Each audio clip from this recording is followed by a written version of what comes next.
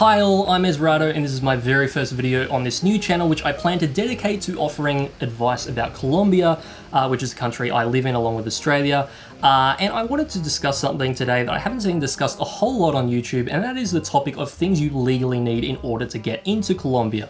So when I say legally, I'm talking about everything you need essentially to get from your country to Colombia and then through Colombia's border customs at the airport. So this won't include things I'd recommend to have in the country once you've made it out of the airport, but purely the things you'll need to have to get you from your country through border customs and then to step foot into Colombia. Anything after that point I won't be discussing in this video.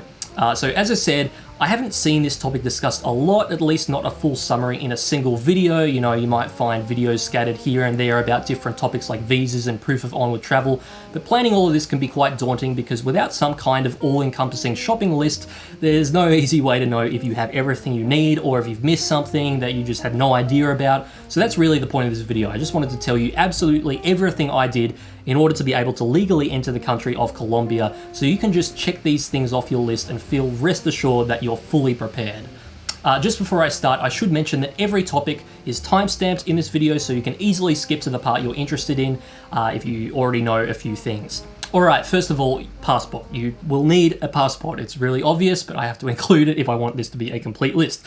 But getting to some more meaty things, let's start with a popular question. What visa do I need to enter the country? And right off the bat, I want to make it clear that at the time of recording this video at least, and most likely for the foreseeable future, you actually do not need a visa if you are entering the country as a tourist.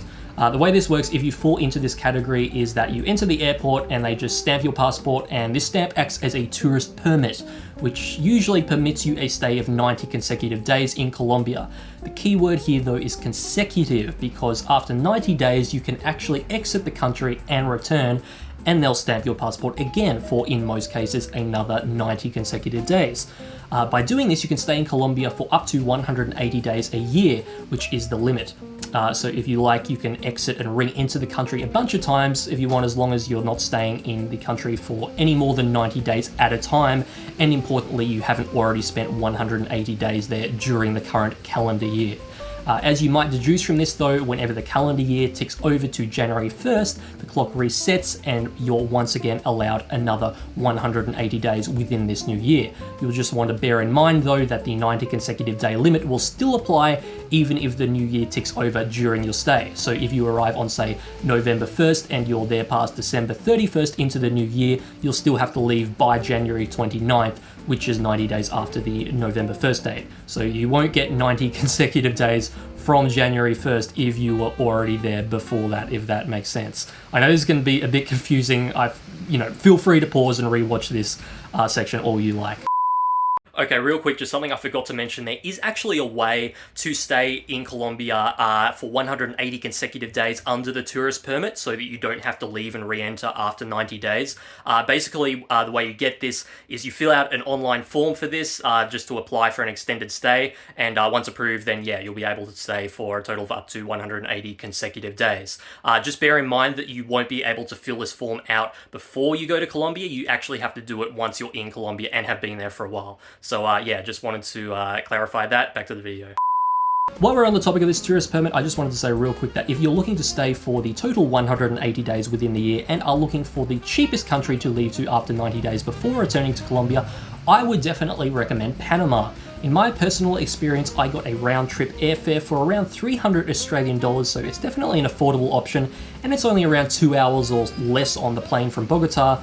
Once you're there, you'll notice it's a little bit more expensive than Colombia, but it's not too bad, and you still will have saved a lot on the flight compared to other countries. Just don't forget that the currency is obviously different over there. They use US dollars, so you'll either want to have some cash on hand or just go to the ATM ASAP once you arrive.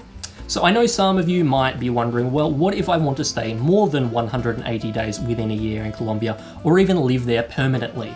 Obviously, the tourist permit's not going to cut it in that scenario. For that, you will need a visa. Unfortunately, the visa types that exist in Colombia are not the easiest to obtain, and admittedly, I'm not an expert on them as I only use the tourist permit currently, so I'm not going to go through them here, but I'll link an article in the description that goes through them all. I will say though that I really don't recommend trying to get any type of visa if it's your first time going to Colombia, other than maybe a spouse visa, I suppose, if you happen to marry a Colombian person. Otherwise though, I would advise going there on a tourist permit for a good amount of time so you can really get an understanding for the country before applying for a proper full visa. The next and easily the most obvious thing you'll need is a flight ticket, and whilst even mentioning this might feel a bit redundant, there are a few important details that you should definitely know about before going ahead and buying a ticket. So as I was saying earlier, Colombia requires that you stay for no longer than 180 days within a given year, for no more than 90 days at a time. So let's say you want to make full use of that time and you decide that you want to stay for 180 days with a trip to Panama or another country in the middle of that, so that you're not staying for more than 90 days at a time. Okay, so you might think, well, I'll buy a ticket to Colombia for X date and a return ticket to my country for 180 days after that arrival date. And I'll buy both of those tickets now before leaving, maybe as a round trip package, then for the Panama ticket or whatever, I'll just sort that out when I'm in Colombia. Alright, so this might sound all fine, but unfortunately there is a potential issue. See, at the border control in Colombian international airports, sometimes security can ask you for proof of onward travel. So what this would be is an air ticket that you've already bought showing that you're going to leave the country in no later than 90 days. Now obviously the return ticket to your country you bought is for far later than 90 days because you plan on going to Panama, coming back to Colombia for another 90 days, and then returning to your country. But the person at the border control doesn't know that. They just want to see proof that you're going to leave the country after 90 days. So what do? Well, there are a few options. You could totally risk it and just hope that they don't ask you for this, which might sound like a really stupid option, but I should mention that in my 2 trips into Colombia, I was never asked for proof of onward travel, so I would say it's actually more of a just-in-case kind of thing to have. Of course, whilst the risk isn't super high, not having anything to show if they do ask you would just be the most frustrating thing, as they'd likely deny you entry, which is why I don't recommend this option. What I would recommend is one of 2 things. Either you buy a ticket before you go to Colombia for the country you want to visit after the first 90 days, so you can show the person at the airport your ticket to Panama or wherever it is, or get a ticket for onward travel just before you go to Colombia that you can then cancel as soon as you've arrived. There are actually some websites that specialize in this where you only pay a few dollars to make a reservation that then gives you a reservation number you can show to border security and then automatically cancels the reservation a couple of days after. The way it works is that you're reserving a ticket but not actually buying it yet, and then it cancels the reservation so you'll never be able to use it, but you'll still have a reservation code. Now, there is a very small risk that the border control might want to see a ticket that you fully booked, but usually just seeing a reservation code should be enough. Still, just be aware of that small risk. Finally, the last option, which is the most expensive but by far the safest, would be to buy a return ticket to your country on the date after your initial 90-day stay, but then change your flight dates with your travel agency or airline after getting through border control to the date you actually want to return. So why would you do this? Well, this is actually something my travel agent suggested I do when I first went to Colombia. They said that I should do it just in case the border control decides they want to see a return ticket to my own country, but notably they also told me that this measure would be entirely precautionary and not based on any actual experience or knowledge of Colombian border control, but more just being prepared for anything different during the pandemic especially. I can say now though, after going through it myself a couple of times, I highly doubt they will ever ask you for this. As I said, on both of my trips through border control, they didn't even ask me for any kind of proof of onward travel, let alone a return trip to my own country. The main reason I don't recommend going down this route though is that rescheduling flights to a future date often carries a very hefty fee, and for such a very low to non-existent risk of being asked for a return ticket at their security, I just don't think it's worth it. Before going on, I just also wanted to quickly give some tips for buying tickets generally, whether it's domestic or international. So the first thing I'd recommend is using, not a sponsor, Google Flights. The reason being that unlike any flight scanner websites, Google doesn't have any biases as to the flight agents or airlines that it shows you. Searching on a travel agent website obviously only shows you the flights that are being sold by that travel agency, and in terms of flight scanners and directory websites, they're often sponsored by particular online travel agents, making the results a bit more biased. With Google Flights though, Google has virtually no incentive to hide travel agents or airlines from its results, I don't think. So you're really seeing everything when you search with them.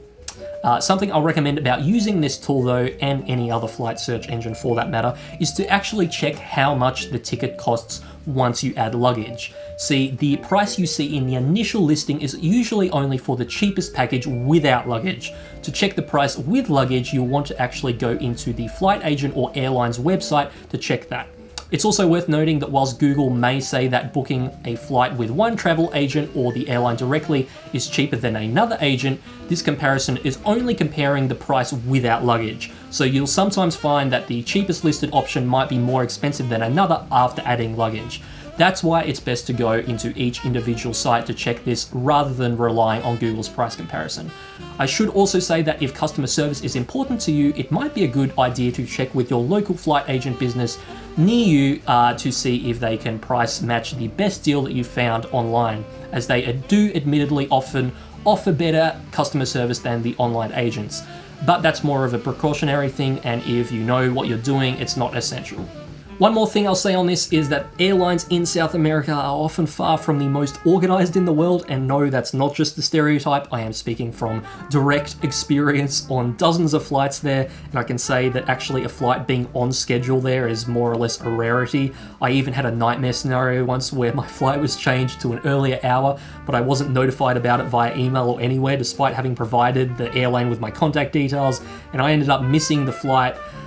With that in mind, I would highly recommend checking regularly your booking once you've made it on the actual airline's website. If you're relying on them to email you or to notify the travel agent to email you about a flight change, that might not happen, so just make sure to check the flight on the actual airline website, especially on the night before you leave. Okay, so I've talked a lot about flight tickets, so let's move on to another type of reservation that you mightn't think matters as much from a legal perspective, and that is your accommodation booking.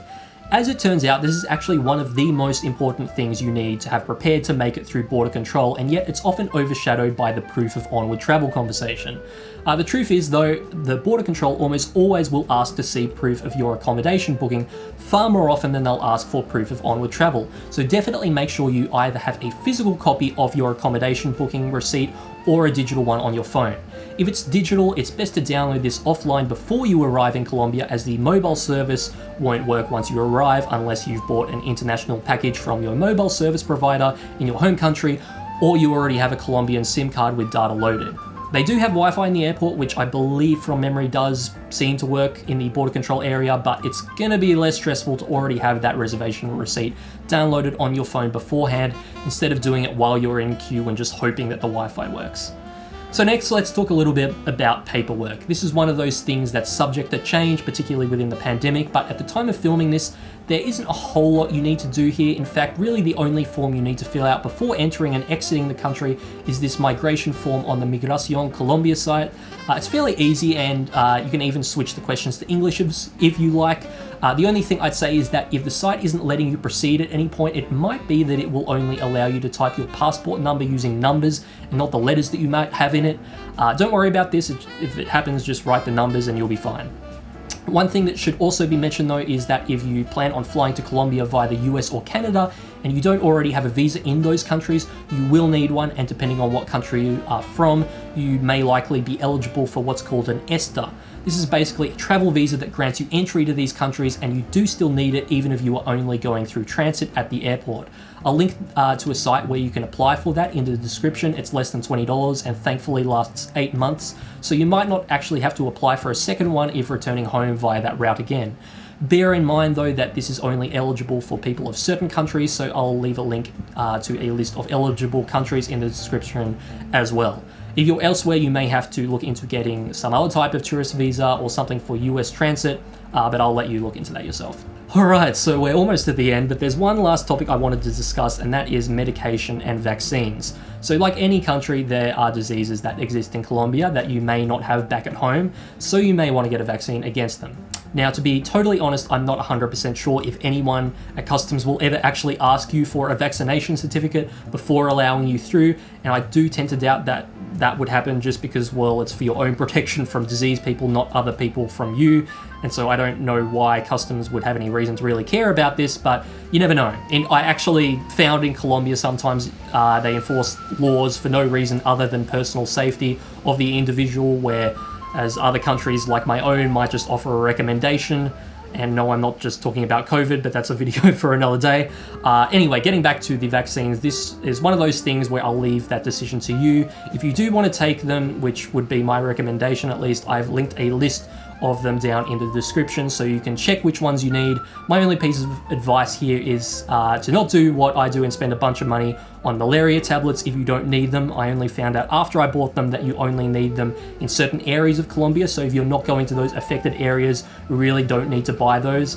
Regarding vaccines, you also just want to bear in mind that whilst you mightn't get asked for a vaccination certificate at customs in Colombia, they may very well ask you for this when you return to your home country, as they want to know that you haven't been caught with a disease in Colombia that doesn't exist in your home country and are now bringing it back home unvaccinated. They might not ask for this, but I know I was at Australian customs, so just something to be aware of. Now, there's one big elephant in the room when I'm talking about vaccines and diseases that you may have noticed I haven't mentioned that much yet, and that's COVID. You might be wondering what the guidelines are for COVID when entering Colombia, but to be honest, this is one of those things that's subject to change more than anything else, so I'll leave a link in the description for the latest information on that. Otherwise, this video could get out of date pretty quickly. While we're on the topic of medication, I should also say that if you are bringing your own prescription medication, you might just want to get a note from your doctor to put with it to describe what it is and basically sign off on it. To be honest, nothing is likely to happen if you don't. It's just a good precaution just in case. And that's it.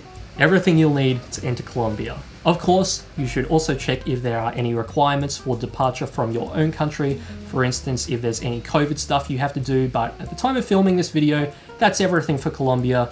Thanks for watching all this way. I'll leave a checklist in the description that you can just tick off if following all of this is a little confusing, but otherwise, feel free to subscribe for more videos about Colombia that I promise will be a little less bureaucratic than this one. I have a lot of interesting cultural information to share with you from my experiences there. So if any of that sounds interesting to you, comment, like, subscribe, and I'll see you in the next one.